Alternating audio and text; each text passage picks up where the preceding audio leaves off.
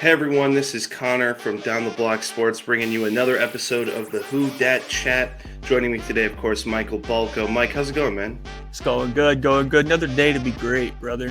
Absolutely. And we also have a special surprise for everyone, a new guest, Mr. Tom Scavetta from Review and Preview Sports. Tom, how you doing, man? Doing good, Connor. Thanks a lot for having me. Mike, look forward to chopping up this game with you on Yes, Sunday. sir. And yeah. Awesome. Likewise. For those of you who don't know, I did draft coverage for the Saints pick of Peyton Turner for Review and Preview. Make sure you check that out in their channel. Tom, let's just go ahead and jump in, man. The Giants 0-3, a lot of close games this season, including preseason as well. How do you feel about this Giants team overall as a whole? So going into the season, there was a lot of reason for optimism, right? Because the Giants, they went out, they got a bona fide number one wide receiver, and they drafted players like Kadarius Toney and Azeez Ojulari. You could argue that the Giants could be 2-1. The Giants' game script the last two games has been the same thing. Look okay, get an early lead, and blow it late in the game. And what was our strength last year has now turned into our weakness, and that's our defense, right? We lost Dalvin Tomlinson due to the financial climate of the offseason. I mean, who's going to pay a defensive tackle $12 million a year that's not named Aaron Donald, right? So you lost two close nail biters to Washington and Atlanta, two games that you probably should have won. And it seems like this past decade, it's been the same script for the Giants. They won't commit to one plan. You either have to rebuild or you have to win. The Giants have tried to do both at the exact same time, where I think they signed too many guys in the offseason. I mean, we see what signing a lot of free agents does. It doesn't work for most teams. And it's crazy. Going into the season, everyone's like, well, if Daniel Jones plays well, the Giants have a shot to win this division. Well, Daniel Jones has played well, and we're 0-3. So that's where we're at, guys, and it's a shame, but I don't see many wins in the forecast for this football team right now. Yeah, I'll piggyback off that. I agree. There is a ton of optimism coming into the New York Giants season, and just like there was with the New Orleans Saints as well. Thankfully, ours hasn't gone the same way, but ours is a little bit different. It's just like we're kind of just seeing who the starting quarterback was going to be, and then we were going to go from there. And then a lot of it's just, is Jameis going to play well? Is he not going to play well? And he's played okay. He's played okay to start the year. But yeah, I think Daniel Jones, honestly, like I've said it on a couple other podcasts that I've been on, like I thought Daniel Jones coming in this year was going to be lights out. I think, like you said, he has a ton of really, really good weapons to throw to. But yeah, man, I think it's going to be a really, really good game on Sunday. I'm really looking forward to seeing how this game kind of pans out, because the Giants are just one of those teams that can be a sneaky squad, man. They can just sneak up on you and then boom, there's their first win of the year, and then they're going to roll off and get 3 or 4 more. They certainly have the skill and the potential to do it, and the Saints are the first team they could do it against. Obviously not hoping for that to happen, but we will certainly see. Appreciate the optimism. So if you're looking at the schedule here, and I agree with Mike, I do think that this is kind of, I don't want to say trap game, but it could go the way of the Giants. As you said, Tom, a lot of offseason pieces acquired. Is it just something you think that once it clicks, you guys will be fine? Or what's like the one thing on offense you think is missing right now? So there's a couple things, right? One, it's continuity on the offensive line, right? So our starting center, Nick Gates, who was named team captain, tore his ACL, unfortunately, and they're saying it's not likely, but there's a chance this could be a career-ending injury, and that's a shame because he was the anchor of the O-line, a guy who's starting to come on. So the continuity on the O-line is missing, and it hasn't been bad. The biggest issue is the scheme right now. Saquon Barkley, our star running back, came out and made a statement this week saying, we have to buy into the scheme. What does that tell you? Players currently are not bought in to Jason Garrett's scheme. When you see Daniel Jones throw that deep ball down the football field, more often than not, his wide receiver is going to make the catch because that's Daniel Jones's strength. Vertical throws down the field. That's why we got Kenny Golladay. We drafted Kadarius Toney. 1 or 2 times we throw him the ball, 35% missed tackle rate, making guys miss an open space. Why can't you get Kadarius Toney involved on Sunday, especially after Darius Slayton and Sterling Shepard both left the game with injuries? So right then and there, the two biggest issues are the play calling / scheme and the continuity on the offensive line. And surprisingly, Daniel Jones is not either of those two issues. And I'm happy to say that, but it's always something with this team, right? It's always something. And those are the two things this year that, are really hurting our offense, because we should be scoring more than 14 points a game against the Atlanta Falcons, one of the worst defenses in the NFL. Michael could tell you that. So, yeah, you definitely should be scoring a lot more than that. You guys are just loaded. I mean, if I look at your depth chart right now, I mean, star-studded. Daniel Jones at quarterback. You could argue whether he's a star or not. Saquon Barkley, he's obviously questionable this week, though. Kenny Golladay, Sterling Shepard, Darius Slayton, Evan Ingram, who's finally back, by the way. Have him on the old fantasy squad. The defense is just as loaded. You guys should certainly be competing for the top spot in your division. But, injuries, man. The Saints have been dealing with them. I don't know how we haven't been hurt with our record as bad as we have, but yeah, it's just injuries. They just completely ruin the landscape of every NFL squad, and it all starts with that offensive line. If your offensive line isn't having any continuity, the rest of your offense is just screwed. So despite the big names you may or may not have, it really doesn't matter. We'll say this, guys. Any play that Evan Ingram or Nate Solder is involved is horrific. The Giants should try to trade Evan Ingram ASAP, because this guy should not be re-signed. I don't agree with the booing, but it's gotten to a point where every time he touches the ball, you worry about his technique. He refuses to use his chest when he catches the football. He goes out there and tries to grab it with his hands. And we drafted Matt Pert last year in the 3rd round, who for some reason can't beat out 33-year-old Nate Solder, who hasn't played right tackle in over a decade. So that's the offensive side of the ball, guys, for us. It's surprisingly the strength, but there are some issues there, Connor and Mike. So definitely some cause for concern. Who do you think would take Ingram in a trade? The New Orleans Saints. Oh, God. Yeah, you guys could use a tight end. We really could. We got like 4 of them. That's just a bunch of hurt. Speaking of that, I do think our breakout player of the game on offense is going to be Juwan Johnson. I know we'll touch on that later, though. Oh, finally, Juwan Johnson back in the house. No, I'm excited for him. I really do think he's got all the skills to really take it to the next step. It's just, can he get that blocking down, and can he get in with the tight end roster we have and Taysom Hill? Tom, moving on to the defense, man, a lot of close games we're looking at here, even going into the preseason. I mean, the last 6 games, not really anything crazy in terms of a score line other than the Broncos game. How do you feel about this defense? I know offense clearly is the stronger side of the ball, we should say. Right. So going into this season, the Giants defense, it was primed to be a top 10 defense at worst. And right now it's looked anything but that, right? Granted, we did lose our captain in the middle. Blake Martinez, unfortunately, tore his ACL as well. That was a gruesome play just to watch. I mean, the injury wasn't that gruesome as Nick Gates's, but it was still a very tough play to lose your leading tackler from last season, who has led the NFL in total tackles since 2017. So that's a huge loss for this Giants defense. Our 3rd and 4th round picks, Aaron Robinson at UCF and Ellerson Smith out of Northern Iowa, are both still on the PUP list. So when those reinforcements come in, that could benefit this defensive unit. But obviously, we re-signed Leonard Williams in the offseason. Leonard Williams got a big paycheck. That's why the Giants could not retain Dalvin Tomlinson. They drafted Azeez Ojulari out of Georgia in the 2nd round, who was the first rookie to have a sack in his first 3 career games since Terrell Suggs. So right then and there, this kid is on track for a really good career. Obviously, there is some injury history with him back in high school, but he didn't have any issues in Georgia. So I think he's a big player to watch in this game. I know the Saints have a really good offensive line. You guys have guys like Teron Armstead, Ryan Ramczyk.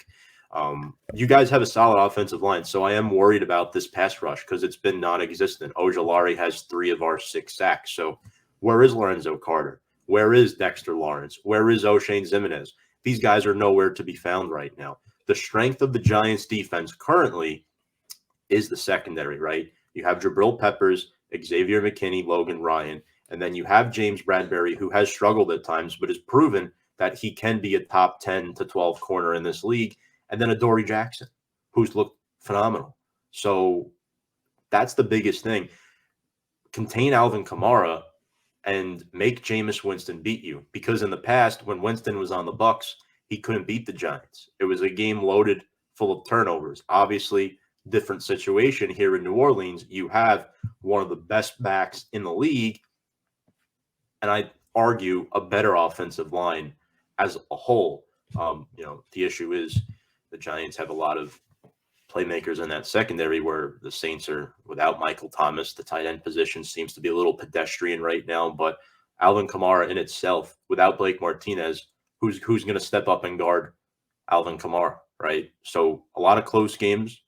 Defense looked better last week against Atlanta, but it wasn't enough. Second week in a row, they let the opposition drive down the field to kick the game-winning field goal. So two absolutely heartbreaking losses, and the defense couldn't seal the deal. And, you'd like to see them look much better this week against the Saints. So that's pretty much all I have to say about the defense. But, it's going to be a battle in the Superdome on Sunday. I'm definitely looking forward to it. Yeah, I think it's also going to be a pretty crazy game. Jameis Winston, actually looking at the numbers, I didn't look at his fumble numbers or anything in those games against the Giants, but he does have 8 career passing touchdowns and 2 interceptions against the Giants. So he's done pretty solid against the Giants. I think he did lose most of them, though. But, yeah, just to kind of piggyback off what you said, I think just due to the Giants' injuries and due to the Saints, kind of on a roll, and we're going to be back in the Dome for the first time all season. Hell yeah. That place is going to be loaded. It's going to be loud. It's going to be juiced. I hate to do it to you, Tom, but I'm betting Saints by 100, man. I'm telling you, because I don't see any way that the Saints lose. It gives me like a post-Katrina vibe whenever we had the Steve Gleason blocked punt. It really does. The city's gone through so much. Yep. And my condolences to everybody down there too, by the way. If you're listening and you're from Louisiana, my condolences go out to you, man. I hope you guys are doing well, staying safe. But hopefully, the Saints don't disappoint. They go out there, they ball out. I think Kamara could have a big game, especially with Blake Martinez not being out there. I think that's huge. I think Azeez Ojulari, just like you were just saying, I think he's going to have a big game. We actually don't have Teron Armstead for a while. He got injured this past game. Oh, that's right. Yeah, and so he's expected to be on the shelf for potentially the season. So we'll see how that goes. But injuries are striking both sides. It's going to be interesting to see how it plays out. I think it is going to be a pretty good battle, though. In all honesty, I really do, because the Giants, they have a good squad. I think they're going to really give us a threat. We haven't really played against a quarterback who's as willing to run as Daniel Jones is yet this season. So that'll be a good test. We do have a little bit of a different defense. Obviously, our 2 speedy linebackers in Demario Davis and Quan Alexander should be able to close in on Daniel Jones a little bit easier than some other defenses have playing against Daniel Jones. But, with that being said, you never know. Daniel Jones could lay a little hit stick on us, and we'll see what happens. You never know. He's not the type of mobile quarterback that we've been playing a lot against. We're going against like the speedy, like Kyler Murray-esque type of mobile quarterbacks in the recent years, at least. But so I'm excited to kind of see how we go against like a guy like Daniel Jones for sure. I have one other point to add to that. So execution in the red zone, right? There was one stat that I looked at, and it was astonishing. Obviously, the Saints have the 6th ranked defense in the NFL, yards-wise, but points-wise, 3rd best defense, and their red zone defense ranks 1st in the entire NFL. Now, I understand it's a small sample size through 3 weeks, but held the Packers 3 points. I mean, you gave Mac Jones, hey, welcome to the NFL type of game. So the Giants could be in for some trouble. The Giants have not won in the Superdome since 1993. It's been that long. That's before my time. Jesus. Yeah.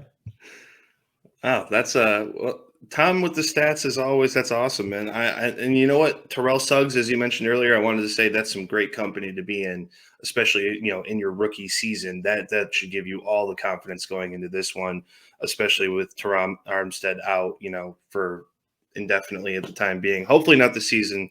Fingers crossed there. But I want to say, to piggyback off all those points, great points. I feel like the game flow is kind of written here, right? We got a good secondary for the Giants. We got Kamara going up against a team without the leading tackler. I mean, how do you guys change the defense to sort of deal with that? Or what do you think is going to happen with that sort of flow?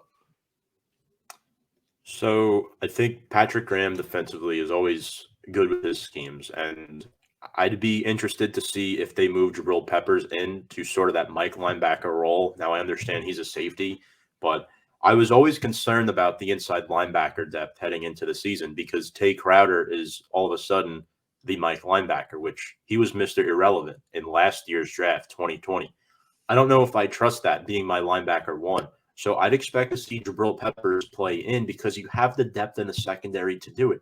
You have Darnay Holmes. You have Logan Ryan and Xavier McKinney who can play back. Move Jabril Peppers in to the box. Let him be that 7th, 8th man in the box to try to take away Alvin Kamara. How successful will that plan be? I'm not so sure. But one thing to note about this defense and why it's been struggling, the scheme has changed. Last year, you saw a lot of cover two, a lot of cover man schemes. The Giants, they acquired a lot of players in the offseason, and it's more to adjust to this press man type of scheme that the Giants are trying to play. And that's the issue right now. They're learning a new scheme, which is why the defense has not looked this good. I think in a few weeks from now, the Giants defense will look much better. But this is growing pains. It's the same thing last year with Daniel Jones learning a new offense. Couldn't do it right away. It's the same thing right now with the Giants defense and with, Blake Martinez out, having to watch out for Alvin Kamara. Patrick Graham needs to use Jabril Peppers as his all over the place type of player. He should be that hybrid type of player on Sunday that guards Alvin Kamara. He has the speed to do it. He is relatively big for a safety. So I think that's the player that you have to move around on the football field to try to contain this Saints offense.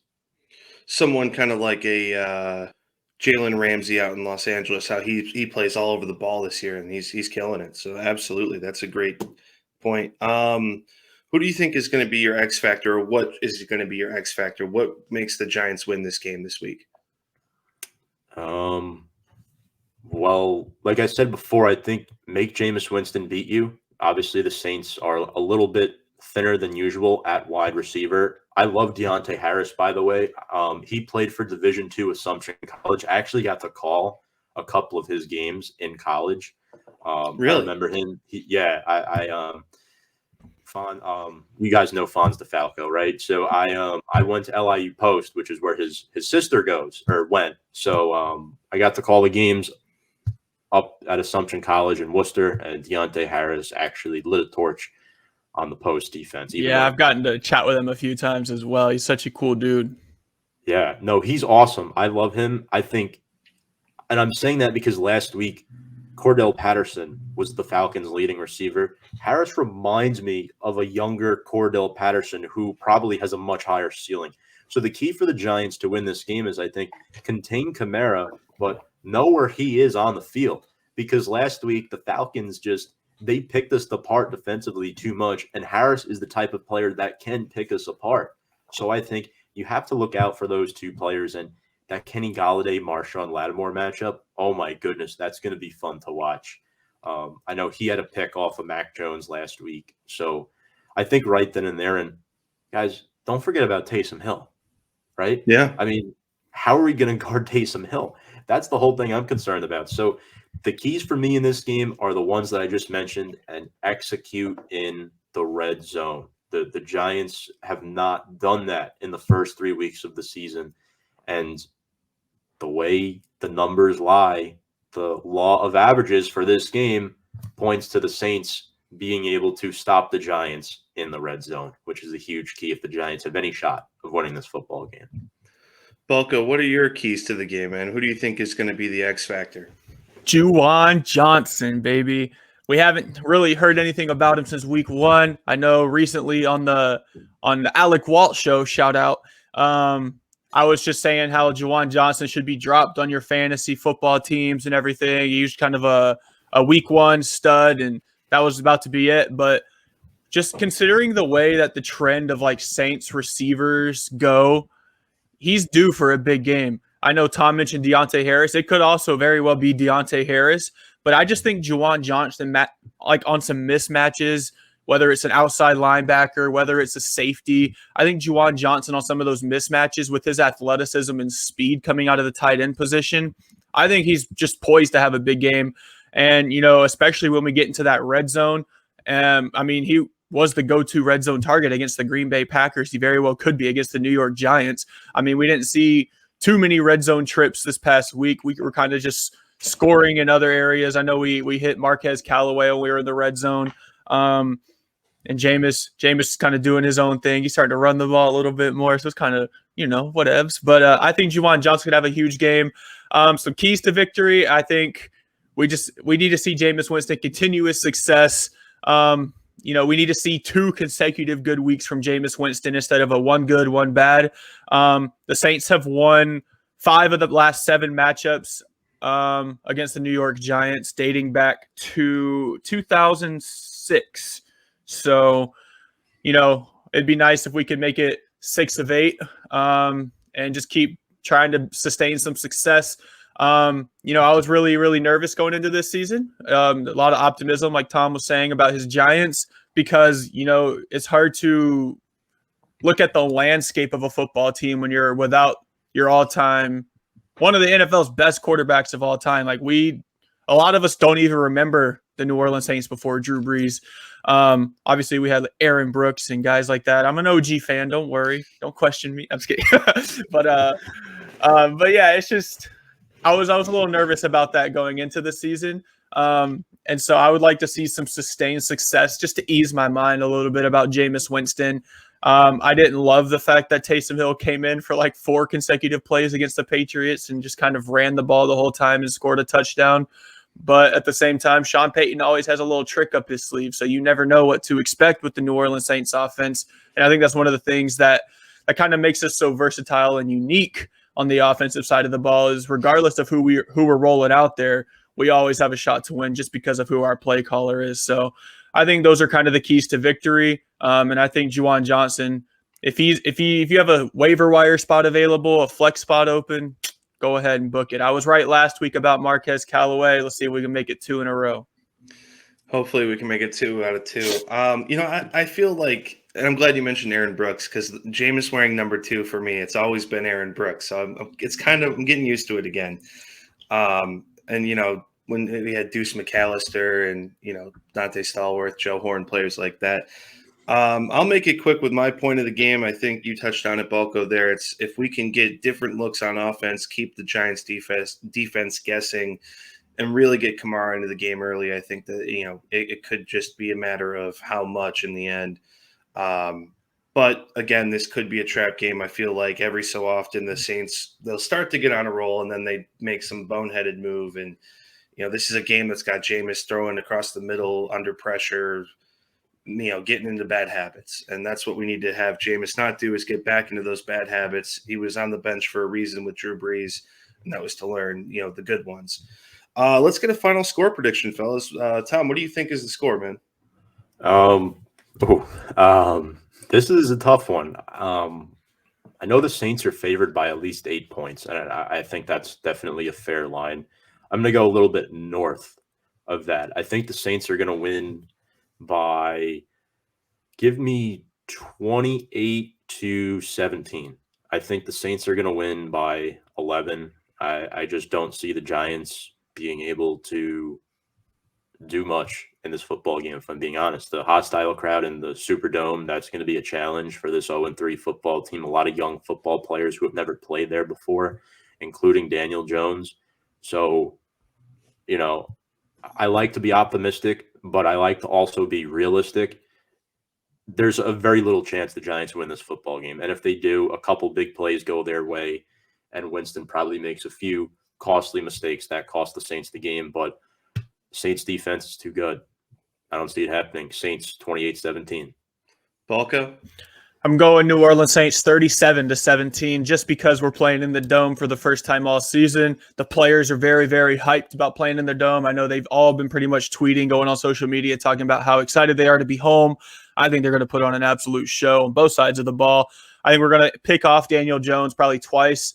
I think he'll still have a good game, though. I think he'll score both touchdowns, probably running them too, just because I like to see Daniel Jones run. But no, I think 37-17. A lot of the games between the Giants and Saints recently have been high-scoring ones, including one where the Saints put up 55 points or 53 points, something like that, and just blew out the Giants. And there's another one, the one where Drew Brees, I believe he threw 7 touchdowns in a single game, or was it 6? Something like that. It was just an absolute shootout, and the Giants were going right there with him. It was against Eli Manning. So, yeah, I think there's going to be some points scored in this one. I'm pretty sure. It could very well be one of those games that's super, super hyped up going into like week 1, like we saw against Green Bay, and then the Saints just absolutely dominate it. Or it could be one of those games where everyone's favoriting the Saints. The Saints get a little ego like they tend to do.